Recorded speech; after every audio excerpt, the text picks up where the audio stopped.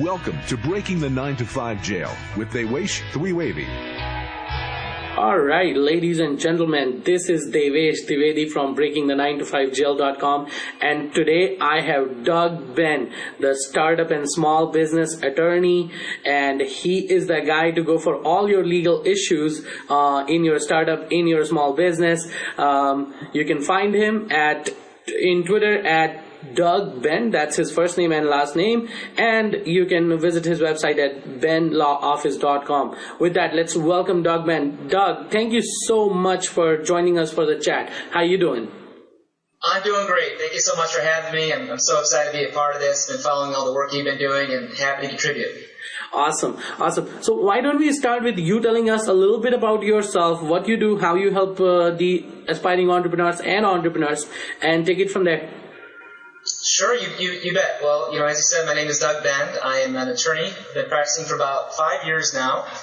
Went to law school at Georgetown and moved out to the Bay Area to help out startups and small businesses out. And that's the focus of my practice. And I got to tell you, I really enjoy it. I really enjoy what I do. I love helping people get their businesses off the ground and running, and helping small business owners with the transactional needs so they can focus on their product and on their clients. Awesome. And why did you choose to work with startups and small businesses? I think the reason I like it so much is I find so much of the law to be divisive, and attorneys are fighting over the kid or the house. And what I really like about what I do is you help build businesses and products and create jobs and help people really realize their dreams. So a lot of clients come in the door and say, hey, I'm thinking about starting X company, and you're on their team to help make that happen. And it's very constructive, and at the end of the day, in the month, you look back and say, I helped build 4, 5, 6 great companies that are creating jobs for people and creating great products. And I find that to be very fulfilling. Awesome. So now, you just mentioned that you have followed a little bit of my work and what I do. So you know that we are all about breaking the 9 to 5 jail. We are all about getting out of the rat race, starting their own business. So give us some idea, the legal side, all the legal bases, how to cover them when you are looking at starting a business on the side while keeping your day job as an escape option. Yeah, I think it's tough. I think when it really comes down to it, at the end of the day, people really only have 2 options when they have a job and they're starting a company on the side. They either decide to go stealth and kind of do it without telling their employer and hope that their employer doesn't find out, or they're honest with their employer. And both approaches have a lot of advantages and disadvantages, but I'm really a fan of the honest approach, and I'll tell you why. I think that anytime your new business starts to get any sort of traction whatsoever, your employer is going to find out. And there's only so long you keep it from them. Yeah. And when they find out, they're going to be much more upset than if you had been much more honest with them about that. So I think kind of taking the honest approach with employers is really the way to go.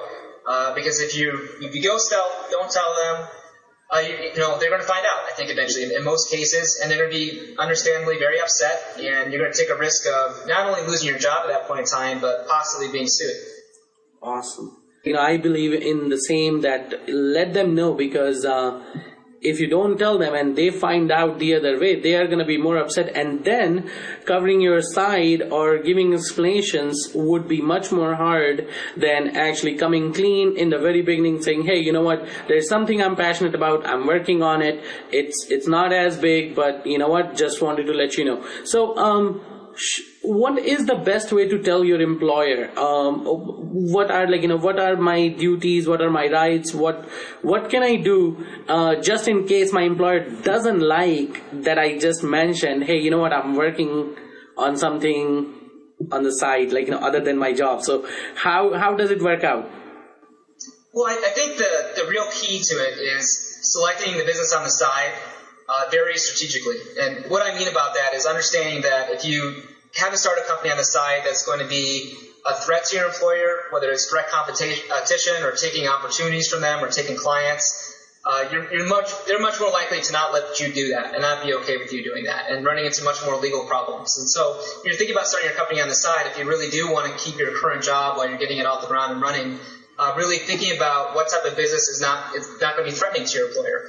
So I think that's step 1. And 2, when you're going through that process, selecting what type of company to start, really thinking about what type of businesses are going to allow you to have a job 9 to 5 that you can start your business on the side. So starting a business that needs to be open 9 to 5, they need to be answering emails and phone calls during regular business hours, probably isn't the best fit for a startup while you're trying to keep a normal job. But a job that has much more flexibility, that allows you to take care of your business when you get home at night from your normal job on the weekends, a job like that that's not in direct competition with your employer, that's not going to be threatening to them, is much more likely to be acceptable to your employer and much more likely for them to be okay with you doing that on the side, as long as it doesn't interfere with your normal work job.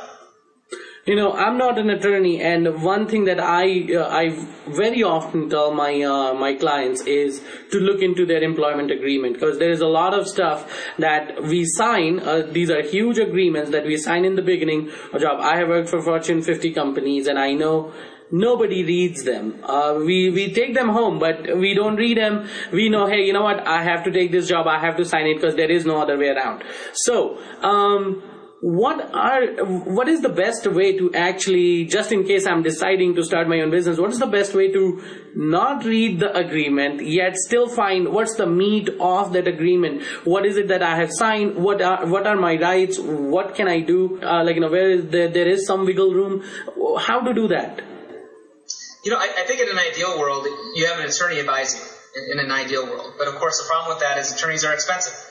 And so, if you have an attorney look over every single document you sign, you spend most of your income on attorney fees. But if you're able to find an attorney you trust that charges you reasonable rates to look over those documents, it might be worth the fee up front to really understand what you're getting into and for them to point out really where the pitfalls are and where you're going to get in the most trouble down the road and point out those provisions to you.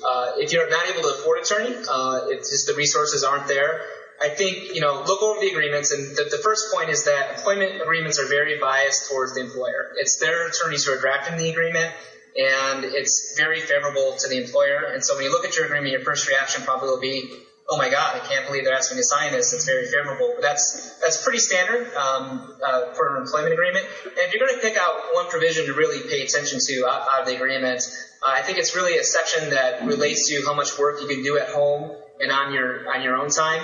And some of those provisions are much more restrictive than others. Some of them go so far to say is anything you do outside of work that provides you with a profit, provides you with revenue, is the intellectual property of the company, even if it's not related to the company. And I think those type of provisions are the ones you really need to keep an eye on if you have a goal of starting a company unrelated to your current company on the side that doesn't interfere with your current job. And some courts have taken a look at those really egregious provisions and said, hey, listen, this is ridiculous that this employer had this person sign this agreement and now they're suing them for doing something on a Saturday that's completely unrelated to their day job. But other courts have taken a look at it and said, hey, look, it's a contract. They had an opportunity to review it. They had consideration. They took a job. And they agreed to it. And so those provisions have been upheld. So I think kind of recognizing you can't rely on the courts in that situation and really taking a look at that provision. And if it's really egregious, saying absolutely everything underneath the sun outside my employment, you might want to push back a little bit on that. And the second point is not only to look at the employment agreement, but also take a look at the employee handbook and see what kind of restrictions are in the employee handbook in addition to the restrictions in the employment agreement. Okay. Great idea. And actually that answers what I was going to ask you next, that can an employer really take away your business or the profits or the content that you have created or the product or the model or patent, anything that you have created as as your side project? Is it a far-flung possibility, or do you see that happening very often? What's your thought? No, it's not that far-flung. It really isn't. It's something to be very aware of. And a typical lawyer response is, it depends, right? It totally depends. And it does depend on your employment agreement that you sign. So if you sign an agreement that has very, very extremely broad provisions saying anything that you do outside of employment belongs to the employer, and you agree to that, you're more likely to be able to lose a project and the profits from the project. And two, kind of back to my initial point when we started, recognizing that side projects that are in direct competition with your employer, that are taking away clients and opportunities for your employer, are the ones that will be the most problematic. And so if you sign an employment agreement saying anything I do outside of work belongs to my employer, and then after that you go out and you start a company that is in the same industry, the same field, potentially poaching opportunities for your employer. Those are really the cases that you're most likely going to get in the most trouble with, and that they're really going to come after you and try to acquire what you've been working on. Awesome. Thanks for that great answer. Now, you mentioned that a lot of times for aspiring entrepreneurs, resources are not available. Like, I'm a starving artist, I'm a starving entrepreneur who does not have the money to hire a lawyer. And I personally, for myself, I don't take Google's word on legal issues, because sometimes I believe people ask the same legal questions in different ways just to find the answer that they really want to hear. So for example, going back to our previous question where I asked, can the employer take away my property that I have created as a side project? I would keep Googling it until some attorney website says it, no, it's not a possibility. And I will quote that everywhere else that, no, this attorney says this and that. So I typically do not take Google's advice on legal issues because I know those are very sensitive. So if I can't hire a lawyer and I don't want to take the Google's advice, what are some of the resources, like some very credible resources for legal advice, maybe blogs, maybe maybe certain attorneys on Twitter that that tweet about it and whatnot? What are the resources that you recommend? I think that's a very good point, because an attorney who can afford someone who's very good at SEO, or they're very good at SEO in their own right, that's having their articles pushed to the top of these searches that you're running, might not be the best qualified attorney to be answering that question. And so kind of recognizing that just because they pop up number one on a Google search for whatever you're searching for doesn't mean that that's the best source you're relying on when you're making these important decisions. And so, first of all, if you can afford an attorney, that's really the best route to go, someone who does these transactions again and again and again. That can help you out. But if you can't afford an attorney, I think there's a number of great resources that are out there. I'm a really big fan of the NOLO book series. That's NOLO.